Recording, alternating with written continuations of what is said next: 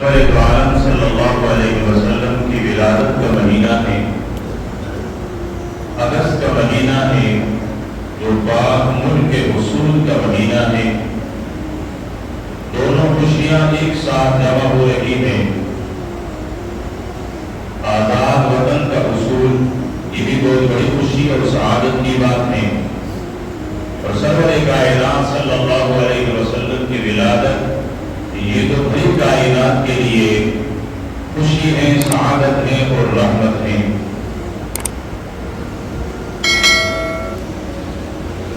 سرور عالم صلی اللہ علیہ وسلم کی ولادت ربیع الاول کے مہینے میں ہوئی ہے۔ تاریخ کے بارے میں مورخین کا اختلاف ہے کہ اللہ کے پاک پیغمبر ربیع الاول کے کس دن اور کس تاریخ دنیا میں تشریف لائے تھے۔ علامہ ابن خلدون اور تاریخ طبری نے ربیع الاول کی 12 تاریخ لکھی ہے۔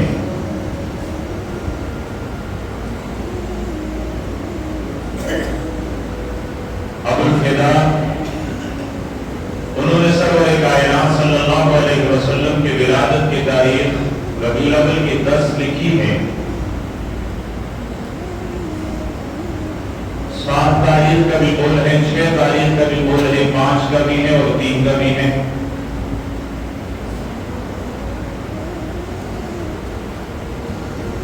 دارالعلوم دیوبند کے عظیم سبوت اور عظیم مورخ قاضی سلیمان منصور پوری رحمۃ اللہ علیہ نے سرور عالم صلی اللہ علیہ وسلم کی ولادت کی تاریخ لکھی ہے، دن بتلایا ہے، وقت بتلایا ہے۔ اللہ تھوڑا رہا رحمت نازل فرمائے ابنائے دارالعلوم دیوبند پر، جنہوں نے امت کو کئی کئی چیزیں حیرت ریزی کر کے امت کو عطا کی ہے۔ یہ امت پر ان کا عظیم احسان ہے، اور اس احسان کے بدلے میں ہم ان کے حضور کو نور سے بھرنے کی دعا ہی دے سکتے ہیں۔ قاضی منصور پوری رحمۃ اللہ علیہ فرماتے ہیں کہ سرور دو جہاں صلی اللہ علیہ وسلم کی دنیا میں تشریف آوری پیر کے دن ہوئی، اور پیر ہی کے دن آپ نے دنیا سے پردہ فرمایا، اور پیر ہی والے دن آپ پر پہلی وحی اتری، اور ایک قول کے مطابق مکے سے مدینے کی طرف ہجرت یہ بھی پیر والے دن ہوئی ہے۔ عام مشہور وہ سفر کا مہینہ ہے، لیکن ایک روایت پیر والے دن اور ربیع الاول کی ہے۔ جس سال ابراہ لشکر لے کر خانہ کعبے پر حملہ آور ہوا تھا، اسی سال اس حملے کے 55 دن بعد سرور عالم صلی اللہ علیہ وسلم کی ولادت ہے۔ اپریل کی 22 تاریخ تھی۔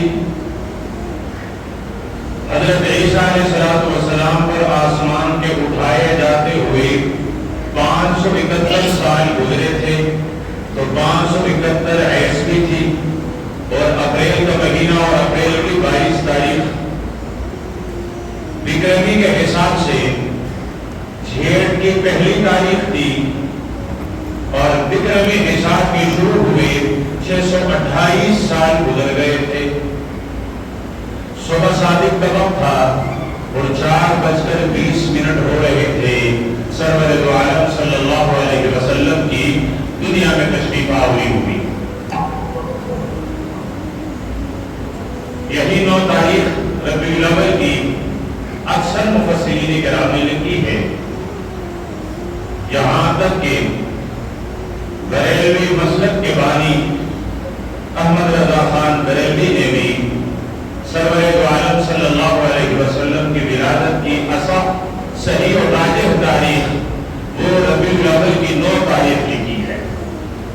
وہ جو کہتے ہیں نا جادو کو جو سر چھڑ کر بولے، باقی مورخین کو اپنی جگہ لیکن جو میرے آقا کی ولادت کا جشن مناتے ہیں ان کے لیے بھی لمحہ فکریہ ہے کہ ان کے بیٹے کا بانی، ان کا بڑا، ان کا سربراہ، ان کا سب سے بڑا محقق عالم، وہ اپنے فتاوی میں فتاوی رضوی میں سرور دو عالم صلی اللہ علیہ وسلم کی ولادت کی تاریخ لکھتے ہیں تو ان کے ہاں بھی راجح تاریخ وہ ربیع الاول کی 9 تاریخ ہے، اور ایک اور ان کا آج کا بھی ہے۔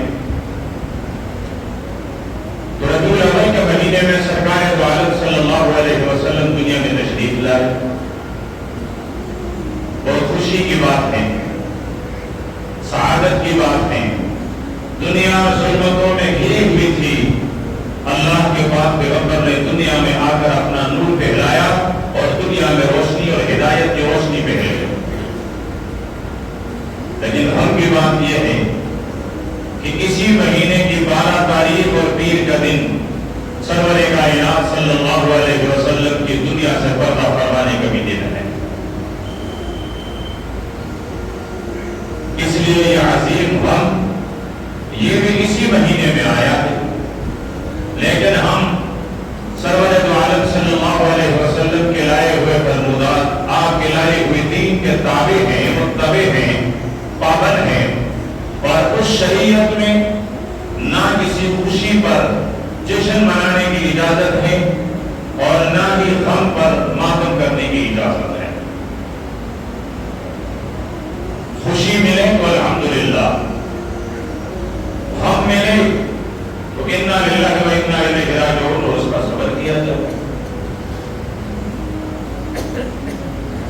سرور دو عالم صلی اللہ علیہ وسلم کی پیدائش ہوئی، آپ کی پرورش ہوئی، آپ جوان ہوئے، آپ کو 40 سال کے بعد نبوت ملی، یہ تاریخ بار بار دہرایا گیا ہے اور ہر آدمی کے ذہن میں مستحضر بھی ہے۔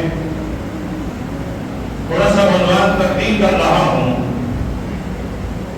کہ سرور دو عالم صلی اللہ علیہ وسلم کو میرے رب نے چن کر امام الانبیاء بنایا، سرتاج رسول بنایا، کائنات میں سب سے زیادہ اپنے بعد برگزیدہ اور منتخب ہستی بنایا۔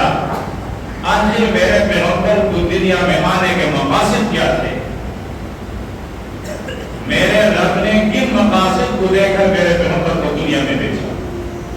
یہ بنیادی بات اگر سمجھ میں آئی اور وہ مقاصد ہم نے اپنانے شروع کیے تو رب کعبہ کی قسم قیامت کے دن سرکار دو عالم صلی اللہ علیہ وسلم کے چہرے انور کا دیدار بھی ہوگا اور آپ کی شفاعت بھی نصیب ہوگی، اور اللہ کے پیارے پیغمبر کی شفاعت سے ہم جنت کے مقیم بھی بنیں گے۔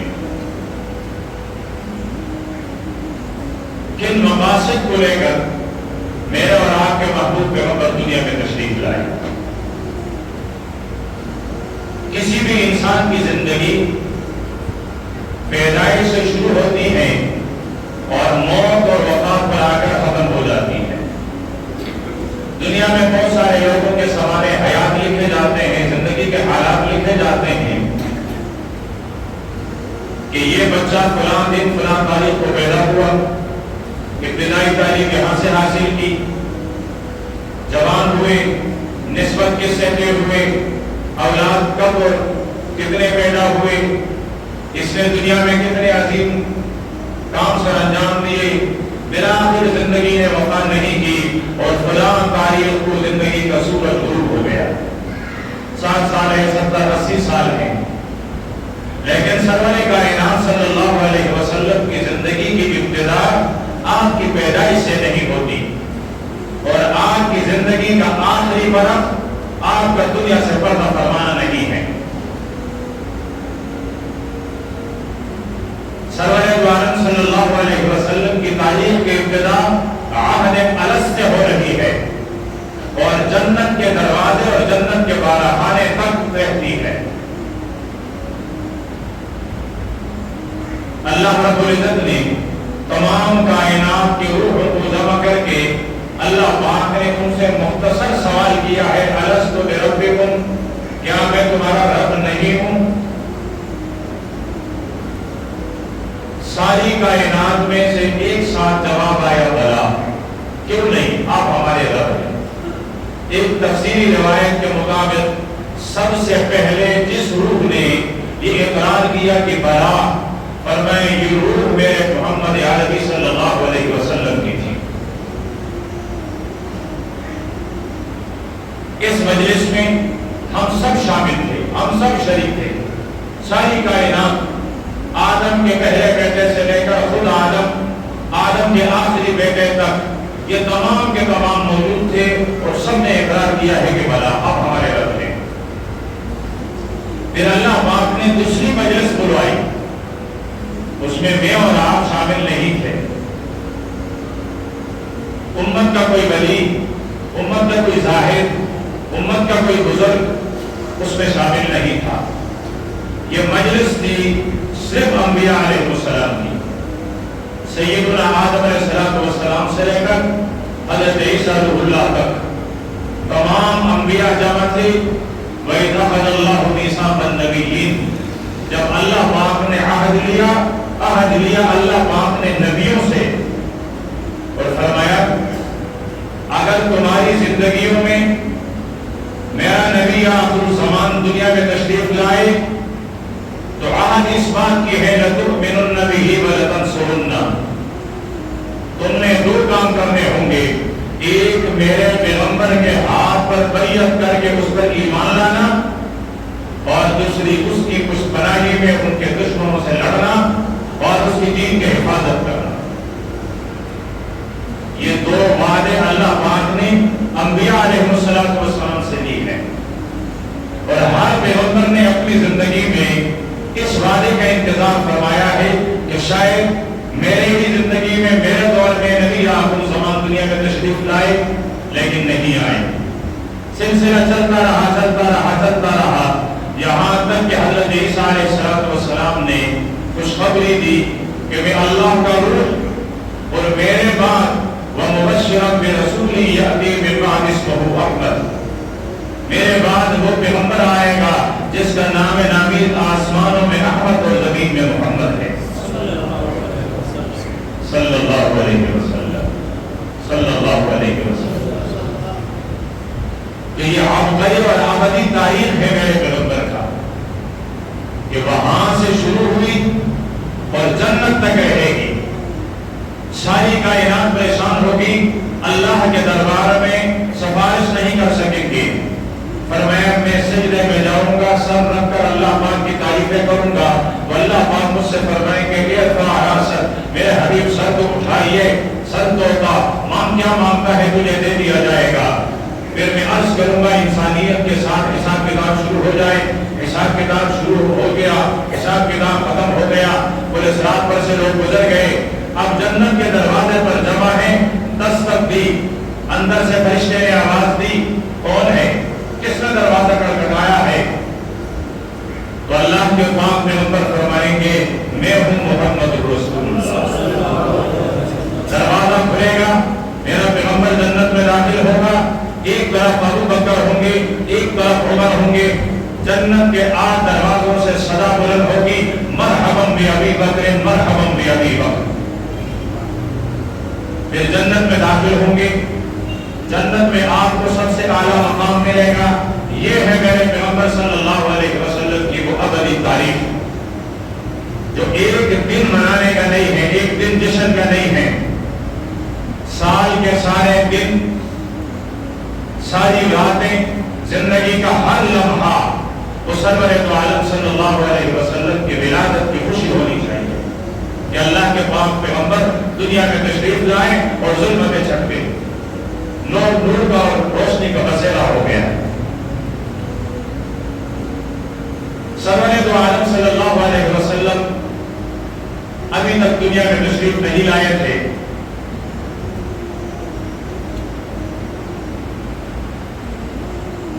تبا یمن کے ایک بادشاہ ہے، اس کا بیٹا شکار کے لیے چلا، شکار کرتا کرتا وہ یثرب پہنچ گیا، وہاں وہ قتل ہو گیا۔ بادشاہ کو پتہ چلا کہ میرا بیٹا قتل ہوا ہے اور یثرب میں قتل ہوا ہے، یثرب والوں نے قتل کیا ہے، تو وہ لشکر لے کر آیا، لیکن اس اس لشکر میں یہودیوں کے بڑے بڑے علماء بھی تھے. وہ آئے, لشکر یثرب پر حملہ آور ہوئی. دن بھر لڑائی لڑی جا رہی تھی. شام ہو گئی, اندھیرا ہو گیا, لڑائی رک گئی. اب اگلے دن اگلی صبح پھر لڑائی لڑنی ہے. اتنے میں دیکھا کہ ان کے خیموں کی طرف کچھ لوگ آ رہے ہیں. کسی نے جا کر بادشاہ کو بتایا, بادشاہ ہم نے تو لڑائی روک لی ہے, لیکن سامنے سے کچھ لوگ اسی آبادی یثرب کی آبادی سے آ رہے ہیں. انہوں نے کہا تیاری کر لو, قانون تو یہی ہے, سورج نکل جائے تو لڑائی شروع ہو جاتی ہے, سورج غروب ہونے پر آئے تو لڑائی ختم ہو جاتی ہے. یہ کیسے لوگ ہیں, رات کے اندھیرے میں بھی لڑنے کے لیے آئے.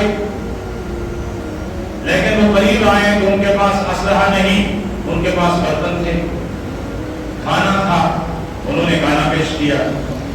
بادشاہ نے پوچھا کون ہو؟ اس نے کہا قریب کی آبادی سے آئے. کون سی آبادی؟ اس نے کہا جس رات دن بھر جن سے تم لڑے ہو اس آبادی سے آئے ہیں. انہوں نے کہا عجیب لوگ ہو, آپ ہمارے دشمن, ہم آپ کو دن بھر آپ سے لڑتے رہے, آپ کو زخمی کرتے رہے, آپ لوگوں کو مارتے رہے, اور ابھی آپ لوگوں نے ہمیں کھانا بھی لایا. اس نے کہا تم مسافر ہو, ہمارے مہمان ہو. اس آبادی کا فرض بنتا ہے کہ اپنے مہمانوں کی مہمانداری کریں, اس لیے ہم آپ کے پاس کھانا لے کر آئے. بادشاہ حیران ہو گیا.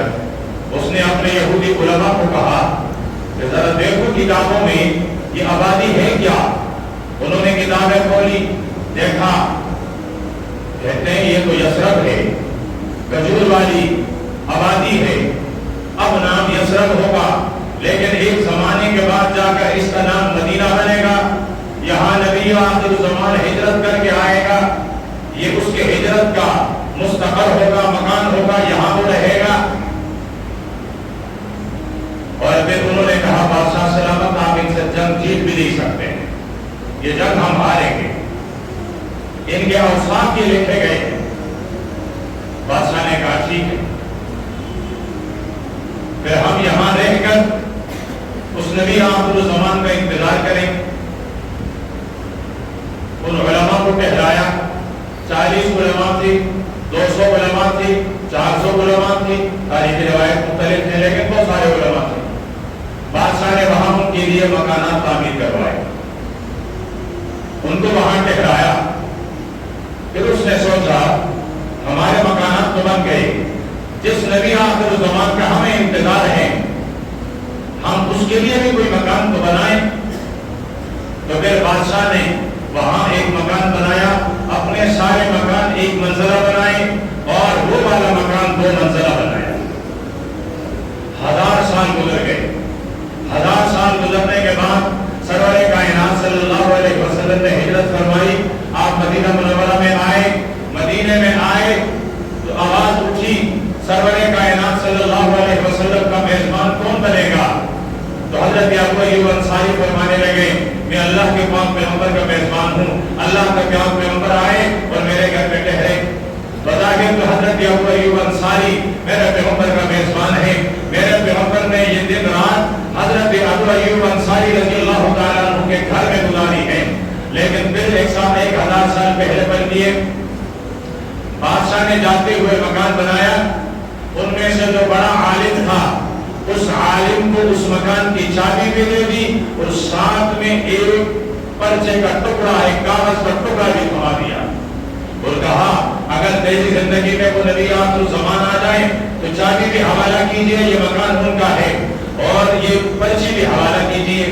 اگر آپ کی زندگی میں نہ آئے آپ اپنے بیٹے کو دے دیں, اس کی زندگی میں نہ آئے وہ اپنے بیٹے کو دے دیں, وہ اپنے بیٹے کو, وہ اپنے بیٹے کو. حضرت ابو ایوب انصاری اس عالم یہودی کے اولاد اور نسل میں سے چلتا ہوا آ رہا ہے جن کے پاس وہ چابی بھی تھی اور جن کے پاس وہ خط بروقہ بھی تھا.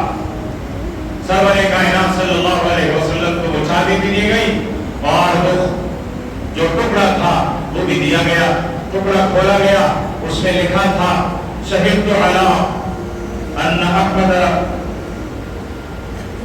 رسول اللہ بارئ النسب, میں اس بات کی گواہی دیتا ہوں کہ سرور کائنات صلی اللہ علیہ وسلم اعلیٰ نسب کے ہیں، پاکیزہ نسب کے ہیں، میں گواہی دیتا ہوں کہ وہ اللہ کے رسول ہیں۔ اور دوسری بات، فَلَوْ مَدَّ عُمْرِي إِلَىٰ عُمْرِهِ لَكُنْتُ وَزِيرًا لَهُ وَابْنَ عَمِّي، اگر میری عمر اس کی عمر تک پہنچ گئی، میری عمر نے وفا کی اور میری زندگی میں وہ آیا تو میں اس کا بھائی بنوں گا، میں اس کا چچا بنوں گا۔ اور فرمایا صرف یہ نہیں، وَجَاهَدْتُ بِالسَّيْفِ أَعْدَاءَهُ، میں تلوار لے کر اس کے دشمنوں سے لڑوں گا، وَفَرَّجْتُ عَنْ صَدْرِهِ كُلَّ هَمٍّ، اور میں اس کے سینے کے ہر غم کو دور کر دوں گا، ہٹا دوں گا۔ یہ اشعار یہ طبہ کے بادشاہ نے 1000 سال پہلے لکھے تھے، اب وہ اشعار بھی مل گئے، اس مکان کی چابی بھی مل گئی۔ یہ مکان بظاہر تو حضرت ابو ایوب انصاری کا ہے، لیکن حقیقت میں 1000 سال پہلے میرے محبوب کے لیے بنائی گئی ہے۔ سرور دو عالم صلی اللہ علیہ وسلم کو حسن بھی بے پناہ ملا تھا۔ سب سے زیادہ اس مہینے میں جو میرے پیغمبر کا تذکرہ ہوتا ہے وہ ان کے حسن کا ہوتا ہے۔ امام شاہ عبدالعزیز محدث دہلوی رحمۃ اللہ علیہ فرماتے ہیں کہ اللہ رب العزت نے حسن کے 100 حصے پیدا کیے، خوبصورتی کے 100 حصے، ان میں سے جو 100واں حصہ ہے ان میں سے آدھا حصہ اٹھا کر ساری کائنات میں پھیلا دیا، اور آدھا حصہ سیدنا عیسیٰ یوسف علیہ السلام کو عطا فرمایا۔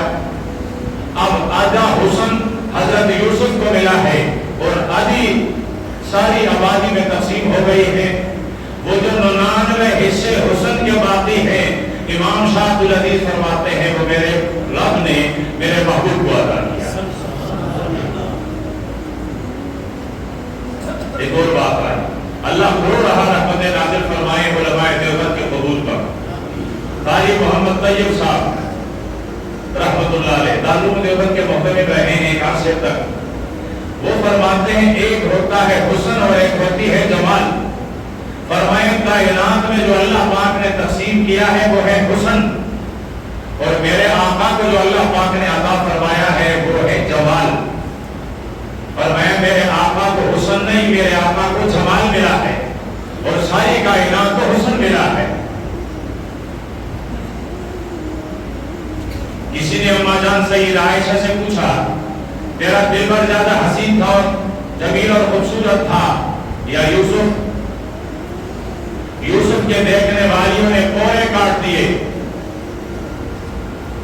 تیرے محبوب کے جلوے کو دیکھنے والوں نے تو کچھ بھی نہیں کاٹے۔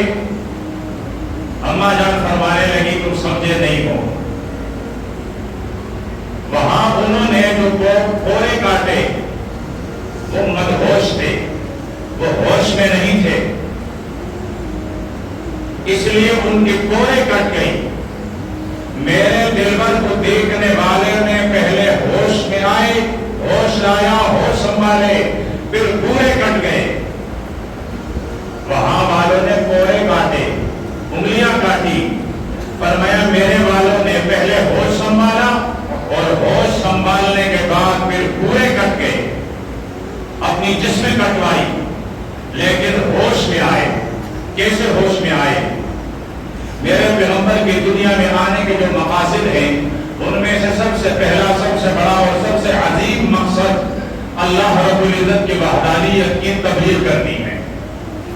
میرے پیغمبر دنیا میں اس لیے آئے کہ انسانیت کو بتایا جائے، انسانیت کو سکھایا جائے کہ تمہارے سجدوں کا مستحق صرف اللہ کی ذات ہے، تمہاری دعاؤں کا محور صرف اللہ کی ذات ہے۔ انسانیت سے انسانیت کا رشتہ عبادت والا توڑ کر رب سے جوڑنا، یہ تمام انبیاء کی بعثت کا مقصد، یہ میرے آقا کی زندگی کا سب سے بڑا مقصد۔ اللہ رب العزت نے انبیاء علیہ السلام کو مبعوث کیا، اور میں وَلَقَدْ بَعَثْنَا فِي كُلِّ أُمَّةٍ رَسُولًا، ہم نے ہر امت میں رسول بھیجا، نبی بھیجا، سمجھانے والا، معلم، پیغمبر بھیجا۔ اس پیغمبر نے آ کر लोगों को क्या बतलाया? दो बातें इरशाद फरमाई, अन अब्दुल्लाह वज्तनिबुत तागूत। पहली बात खालिस अल्लाह की इबादत कीजिए, और दूसरी बात वज्तनिबुत तागूत, तागूत से अपने आप को बचाइए। तागूत क्या है? कुल्लु मा उबिदा मिन दुनिल्लाह फहुव तागूत। अल्लाह के अलावा जिसकी इबादत की जाए, जिसकी अजमत दिल में आए, वो तागूत है। अब अरब के लोग जब कोई पत्थर खूबसूरत नजर आई तो वहां झुक गए, कोई दरख्त ना खूबसूरत नजर आया तो वहां झुक गए, किसी की शक्ल खूबसूरत नजर आई उसे बनाकर उसको अपना माबूद बना दिया। यहां तक कि खाना काबा जो मेरे रब के तजल्लियात का मरकज है, वहां 360 और 65 बुत रखे हुए थे। हर दिन के लिए अलग माबूद, हर काम के लिए अलग माबूद। तो मेरे पैगंबर की रिसालत वाले जिम्मेदारी का पहला मनसब और पहली जिम्मेदारी वो अल्लाह पाक की वहदानियत को आम करना था। इसलिए आपने हजरत अली इब्न आस रज़ियल्लाहु तआला अन्हु को कंधे पर उठाया और वो कहता रहा, जाल हक व ज़हक़ल बातिल।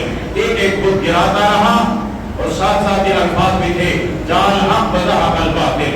अब हक आ गया, बातिल ने मिटना था, बातिल मिट गया और बातिल ने मिट कर रहना है। तो ये अजीम मकसद, इस मकसद के लिए तशरीफ लाए और इस मकसद के लिए अम्मा जान फरमाती हैं, ये लोग पहले बेहोश थे, मदहोश थे, नशे में थे, होश में आए। और जब होश में आए तो कैसे आए? हजरत सफीना रज़ियल्लाहु तआला अन्हु इस्लाम कबूल कर चुके हैं, लश्कर के साथ जा रहे हैं, लश्कर से पीछे रह गए, लश्कर गुम हो गया। अब परेशान हो गए, खड़ा हो गया, इतने में देखा सामने से एक शेर आया। हजरत सफीना ने फरमाया, मैं तो तेरा खुराक हूँ, मैं तेरा शिकार हूँ, लेकिन खबरदार मैं मोहम्मद यादवी का गुलाम हूँ। एक रिवायत के मुताबिक उसने दुम हिलाई, वो आगे आगे चलता और हजरत सफीना उसके पीछे चलता चलता सामने लश्कर नजर आया तो शेर बैठ गया, उसने अपना लश्कर देखा और जाकर लश्कर से मिल गया। दूसरे रिवायत के मुताबिक शेर बैठ गया, हजरत सफीना उस पर सवार हुआ, शेर पर सवारी करता हुआ लश्कर तक पहुंचा। जब ये लोग होश में आए तो फिर ये हुआ, हजरत उमर रज़ियल्लाहु तआला अन्हु के पास रूम के बादशाह ने एक आदमी भेजा कि जाओ अगर मौका मिले तो उसे शहीद कर लेना। वो आया, उसने मदीने में आकर पूछा कि जो तुम्हारा अमीरुल मोमिनीन है, जो तुम्हारा बादशाह है, उसका महल कहाँ है? उन्होंने कहा बादशाह और महल, कोई महल नहीं है। अब कहाँ मिलेगा? उसने कहा जरा बाहर मदीने से बाहर जंगल में जा, वहां बैतुल माल के ऊंट चल रहे हैं, जो चरवाहा है वो हजरत उमर है। वो बाहर निकले, चलते चलते जाकर देखा वो हजरत उमर बैतुल माल के ऊंट चरा रहे हैं। वाह! और हमारे अमीरुल मोमिनीन, वाह! ऊंट चराना तो दूर की बात, रियाया की खबर नहीं, रियाया की खबर नहीं। उस तरफ अगर चलूंगा तो वक्त ज्यादा हो जाएगा, वैसे भी वक्त ज्यादा हो चुका है, लेकिन आप मुझसे ज्यादा अच्छे जानते हैं। अल्लाह पाक ने हमारी किस्मत में वो गोल गप्पे लिखे हैं कि हर एक पर तरस भी आता है और रश्क भी आता है। तारीख उठाइए, जब से मुल्क बना है उससे लेकर अब तक इस मुल्क के साथ, रआया के साथ अजीब किस्म का मजाक किया है। एक खेल है जो मुल्क के साथ और रआया के साथ खेला जा रहा है और हम तमाशाई हैं। 80 साल हो रहे हैं और हम तमाशाई करते रहे। हमारे बड़ों ने तमाशा किया, अब हम तमाशा कर रहे हैं, हमारी औलाद तमाशा कर रही है। तो अमीरुल मोमिनीन बैतुल माल के ऊंट चरा रहे हैं। उसने कहा अच्छा, देखा एक घना दरख्त मिला तो ऊपर चढ़कर वहां इंतजार करने लगा, ये जब तक जाएगा यहाँ आएगा आराम करने के लिए, यही अच्छा मौका होगा। वो यहाँ आया, दरख्त में छुप गया।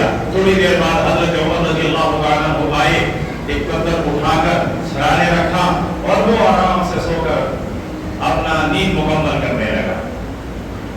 یہ کہتے ہیں اب اترتا ہوں اب اترتا ہوں اب اترتا ہوں، اتنے میں دیکھا شیر آ رہا ہے۔ اس نے کہا چلو جو میرا کام ہے وہ شیر کر جائے گا، یہ آ کر اس کو چیر پاڑ لے گا۔ شیر آیا اور تم ہلاتا ہوا بیٹھ گیا اور اپنا سر بھی رکھ دیا۔ حضرت عمر سو رہا ہے، شیر بیٹھا ہوا، نیند مکمل ہوئی، بیدار ہوئے، دیکھا شیر۔ اس نے دیکھا عمر بیدار ہو گئے، اس شیر نے بھی سمجھا ہوگا مجھ سے بڑا شیر بیدار ہو گیا ہے، اب میری ضرورت نہیں ہے، وہ تم ہلاتا ہوا چلا گیا۔ اوپر سے بادشاہ روم کا بھیجا ہوا آدمی نیچے اترا، اس نے کہا عمر شیر بھی تیری بات مانتے ہیں، شیر بھی تیرے اشاروں پر چلتے ہیں؟ فرمایا ہاں، جب ہم بے ہوش تھے، جب ہم مدہوش تھے، ہم لاکھوں کے پجاری تھے، اس وقت ہمارا کوئی نہیں سنتا تھا، لیکن جب محمد عربی کی تعلیمات نے ہمیں ہوش دیا، ہم ہوش میں آئے، اب ساری کائنات ہماری مانتی ہیں، اب شیر بھی ہمارے ماننے لگے ہیں۔ اور پھر فرمایا یہ تو شیر ہے، شیر خدا بھی میں تیرا مانتا، یہ تو شیر ہے، شیر خدا بھی میرا مانتا ہے، اب شیر خدا حضرت عمر کا کیسے مانتے ہیں؟ پھر کبھی جو میں نے ابتدا کی تھی عنوان یہ تھا کہ سرور کائنات صلی اللہ علیہ وسلم کے بعثت، آپ کی نبوت، آپ کی رسالت، آپ کی دنیا میں آنے کے مقاصد کیا ہے؟ اللہ پاک نے میرے پیغمبر کو دنیا میں کن مقاصد کے لیے بھیجا؟ تو پہلا اور عظیم مقصد اللہ پاک کی وحدانیت، اور جو سورت کے چند آیتیں تلاوت کی تھی اس میں اللہ پاک نے میرے محبوب کو تسلی دی ہے۔ زندگی رہی تو آئندہ نشست میں ان آیات کے متعلق بھی کہا جائے گا، اور بقیہ مقاصد کیا ہیں وہ بھی عرض کر دی جائے گی۔ اللہ پاک مجھے اور آپ کو ہر مسلمان کو عمل کرنے کی توفیق عطا فرمائے۔ وآخر دعوانا الحمدللہ رب العالمین۔